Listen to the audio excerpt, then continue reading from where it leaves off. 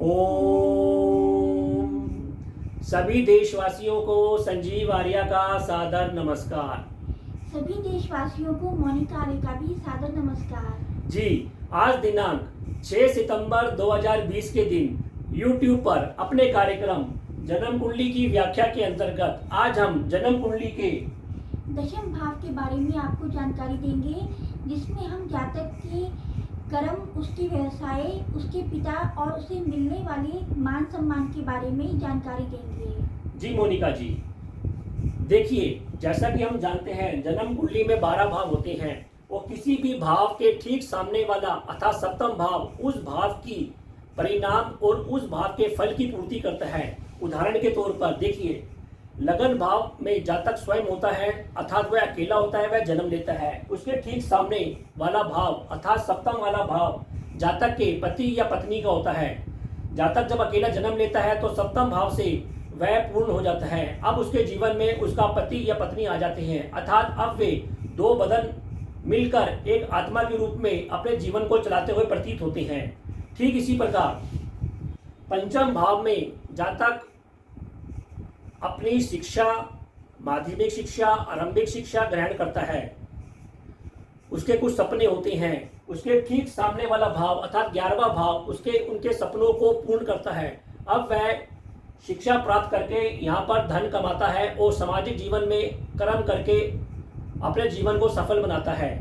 कहने का तात्पर्य यह है कि सप्तम वाला भाव किसी भी भाव के उस भाव की पूर्ति करता है। ठीक इसी प्रकार आज हम दशम भाव की व्याख्या करने जा रहे हैं। उससे पहले चौथा भाव, जो कि किसी भी जातक के माता का, उसके घर का और उसकी प्रारंभिक शिक्षा का होता है। ठीक सामने वाला सप्तम भाव अब वो उसके पिता का हो गया, उसके सामाजिक जीवन का हो गया, उसकी कर्म का हो गया, अर्थात उसने बचपन में जो शिक्षा ली है, बचपन में जो उसने संस्कार लिए हैं, अब वह बड़ा होकर उन्हीं संस्कारों को अपने कर्मों के रूप में सामाजिक जीवन में अपने पिता के सहयोग से पूर्ण करता है। इस प्रकार दशम भाव से हम जातक के कर्म, उसके व्यवसाय, उसके वृत्ति, उसको मिलने वाला मान सम्मान को देखते हैं। देखिए, ज्योतिष शास्त्र के अनुसार 5 क्षेत्र ऐसे होते हैं, जैसे जातक की आयु, जातक की मृत्यु, जातक के धन, जातक की विद्या और जातक के कर्म। इन क्षेत्रों को जब जातक पैदा होता है तभी उसके भाग्य में लिख दिए जाते हैं। ज्योतिष शास्त्र हमको इन भावों को समझने की कोशिश करता है और उसमें मदद करता है।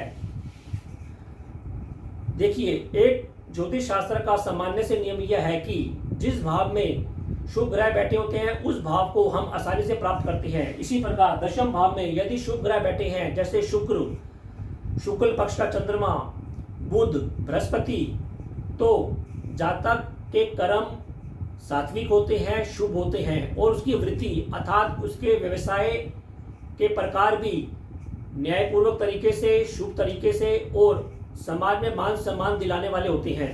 ठीक इसी प्रकार यदि दशम भाव में अशुभ ग्रह बैठे हैं, जैसे राहु, केतु, शनि या मंगल, तो जातक के कर्म भी कुछ उग्र होते हैं, कुछ आडंबरपूर्ण होते हैं और उसके व्यवसाय भी, जैसे वह राजनीति में हो सकता है, वे बूचड़ खाने से संबंधित कुछ कार्य कर सकता है, अर्थात उसके कार्य भी कुछ नीच स्तर के होते हैं। भले किसी भी जातक का व्यवसाय नीच स्तर का होता हो, लेकिन सामान्य तौर पर यह कहा जाता है कि किसी भी व्यवसाय को उच्च या नीच की दृष्टि से नहीं देखना चाहिए। हाँ, लेकिन ज्योतिष शास्त्र में उसके कर्मों के आधार पर उसको फल अवश्य मिलता है, अर्थात वो जैसे कर्म करता है उसके आधार पर उसको फल अवश्य मिलता है। गुरुजी, दशम भाव से क्या अभिप्राय है, आप हमारे दर्शकों को जानकारी दीजिए। जी मोनिका जी, आपने ठीक प्रश्न पूछा है। देखिए, अब हम आपको दशम भाव किन किन क्षेत्रों को रिप्रेजेंट करता है उसकी संक्षेप में व्याख्या करते हैं। देखिए, बेसिकली दशम भाव जातक के कर्म क्षेत्र को रिप्रेजेंट करता है कि जातक के कर्म कैसे होंगे, उन कर्मों का जातक को सफलता मिलेगी या असफलता मिलेगी, जातक को मिलने वाला मान सम्मान भी इसी भाव से देखा जाता है। इसके अलावा जातक अपने जीवन में कितनी उन्नति करेगा, उसकी कीर्ति का स्तर क्या होगा, उसको अधिकार कैसा मिलेगा, इस भाव से इन सब क्षेत्रों को देखा जाता है। इसके अतिरिक्त इस भाव से हम जातक के व्यवसाय, जातक का पद, जातक का व्यापार, जातक की नौकरी, संसारिक कार्यों में उसकी सफलता असफलता, उसके अंदर प्रबंध प्रशासन कुशलता कैसी है, जातक धार्मिक उत्सवों में कैसे भाग लेगा, जातक की खेती बाड़ी की स्थिति क्या होगी, इस सबको भी हम दशम भाव से देखते हैं। इसके अतिरिक्त यह भाव सरकार से मिलने वाला यश मान सम्मान भी है। यहाँ पर हम जातक के राजनीति क्षेत्र को, मंत्री पद को, उसकी तीर्थ यात्रा को, उसके द्वारा होने वाली नेतागिरी को, और इसके अलावा जातक के पिता और पिता के सुख से भी देखा जाता है। इसके अतिरिक्त इस भाव से हम जातक के गोद लिए हुए पुत्र को, जातक की संतान का स्वास्थ्य कैसे रहेगा, इसको भी इसी भाव से देखा जाता है। और हाँ, मानव शरीर पर यह भाव जातक के घुटनों अंगों को रिप्रेजेंट करता है। यदि आपने हमारे चैनल MS ज्योतिष सलाह को अभी तक सब्सक्राइब नहीं किया है तो कृपया इसे सब्सक्राइब कीजिए, और यदि आपको हमारे वीडियोस पसंद आए हैं तो इन्हें लाइक एंड शेयर कीजिए। जी, जातक अपने जीवन को चलाने के लिए, अपनी वृत्ति को चलाने के लिए और धन कमाने के लिए दो रास्ते अपनाता है। पहला रास्ता होता है नौकरी, दूसरा रास्ता होता है उसका अपना व्यवसाय। नौकरी के लिए हम जातक के जन्म कुंडली के छठे भाव को देखते हैं, लेकिन आज हम जन्म कुंडली के दशम भाव की व्याख्या करने जा रहे हैं, इसलिए आज हम दशम भाव को देखते हैं। जातक अपना व्यवसाय, निजी व्यवसाय दशम भाव के द्वारा संचालित करता है। देखिए, जन्म कुंडली के लगन कुंडली और उसकी जन्म कुंडली अर्थात जिस भाव में चंद्रमा बैठा होता है, जो उसकी राशि होती है, जो अधिक बली होता है कि चंद्र राशि उसकी बली है या लगन कुंडली बली है, उस बली भाव से दशम भाव में जैसे ग्रह बैठे होते हैं, उस वृत्ति के अनुसार जातक अपने कर्म करता है, उस ग्रहों के अनुसार जातक अपना व्यवसाय चुनता है। इसके अलावा यह भी देखा जाता है कि जातक का जो अपना जन्म का नक्षत्र होता है या दशम भाव में जो ग्रह बैठे होते हैं और वो ग्रह किस नक्षत्र में बैठे होते हैं और उस नक्षत्र के स्वामी ग्रह कौन से होते हैं, उसके अनुसार भी जातक अपनी वृत्ति या व्यवसाय करता है। जी, इसके अलावा यह भी देखा जाता है कि जिस राशि में अधिक से अधिक ग्रह बैठे होंगे, मान लीजिए जैसा कि हम जानते हैं कि 9 प्रकार के ग्रह होते हैं, और यदि उदाहरण के तौर पर 9 में से 3 या 4 ग्रह मिथुन राशि में बैठे हैं जिसके स्वामी बुध ग्रह होते हैं, तो जातक की वृत्ति बुध ग्रह के अनुसार होगी और वह अपना व्यवसाय भी बुध के अनुसार ही करेगा। अब हम दशम भाव में बैठे स्थित ग्रह या ग्रहों की दृष्टि या राशियां किस प्रकार का फल देती है उसकी संक्षेप में विवेचना करते हैं। देखिए, यदि दशम भाव में सूर्य ग्रह बैठे हुए हैं जो कि नव ग्रहों में राजा होते हैं, तो ऐसा जातक समाज से, राज्य से, समाज के प्रतिष्ठित लोगों से मान सम्मान पाने वाला होता है।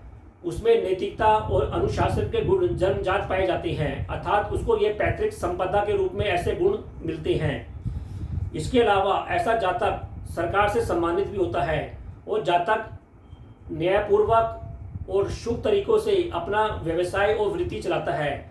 ऐसे जातक नौकरी के तौर पर उच्च नौकरी करते हैं, जैसे वे जज बनते हैं, डॉक्टर का कार्य करते हैं, IAS ऑफिसर बनते हैं, IPS अधिकारी बनते हैं। इसके अलावा सचिव पद के कार्य करने वाले, बड़े बड़े मल्टीनेशनल कंपनियों के डायरेक्टर, और अपने निजी व्यवसाय में ऐसे जातक निजी प्रैक्टिस करने वाले, मेडिकल सर्जिकल के डीलर, सोना चांदी के व्यवसायिक कार्य करने वाले, अनाज मंडी में कार्य करने वाले,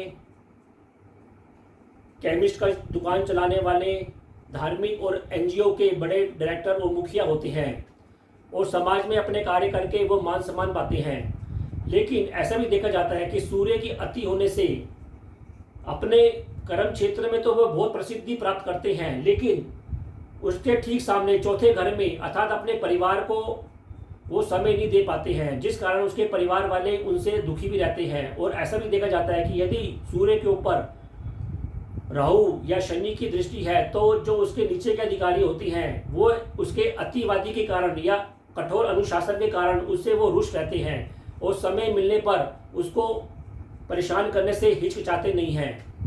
यदि दशम भाव में चंद्रमा बैठे होते हैं और शुभ चंद्रमा बैठे होते हैं तो जातक स्त्रियों का व्यवसाय करने वाला, स्त्रियों से संबंधित व्यवसाय करने वाला, जल क्षेत्रों का व्यवसाय करने वाला, सफ़ेद चीज़ों का व्यवसाय करने वाला, चांदी का व्यवसाय करने वाला, एडवर्टाइजमेंट में मॉडलिंग करने वाला, धार्मिक संस्थाओं से जुड़े कार्य करने वाला होता है। वह कोमल प्रकृति का होता है और उसके कर्म भी शांत तरीके से और कोमल तरीके से किए जाते हैं। ऐसे जातक को समाज में मान सम्मान, विशेषकर स्त्रियों में मान सम्मान खूब मिलता है। और यदि इसी चंद्रमा के ऊपर अशुभ दृष्टि है, यदि राहु की दृष्टि है या राहु साथ बैठा हुआ है, तो ऐसा जातक कुछ मानसिक रूप से परेशान भी होता है, बार बार अपने व्यवसाय को बदलता है, ऐसा देखा जाता है। यदि दशम भाव में मंगल ग्रह बैठे हुए हैं तो जातक भूमि से संबंधित कार्य करने वाला होता है। वह अच्छा खिलाड़ी हो सकता है, पुलिस में, सेना में जाता है, वो निडर स्वभाव का होता है। इसके अतिरिक्त वह हॉस्पिटल से जुड़े कार्य जैसे सर्जन, डॉक्टर बन सकता है। इसके अलावा वह आतिशबाजी से जुड़े कार्य कर सकता है, अग्निशमन से जुड़े कार्य कर सकता है। ऐसे कार्य करते हुए देखा जाता है। यदि यहाँ मंगल अशुभ दृष्टि में है, उसके ऊपर राहु की दृष्टि है या शनि की दृष्टि है, तो जातक के अंदर आतंकवादी जैसे गुण भी देखने को मिलते हैं। वह राष्ट्र विरोधी कार्य भी कर सकता है और अपने परिवार के साथ भी लड़ाई झगड़ा करता है और इस कारण वह निंदा का पात्र बनता है और उसके ऊपर मुकदमेबाजी जैसे कार्य भी देखने को मिलते हैं। जी।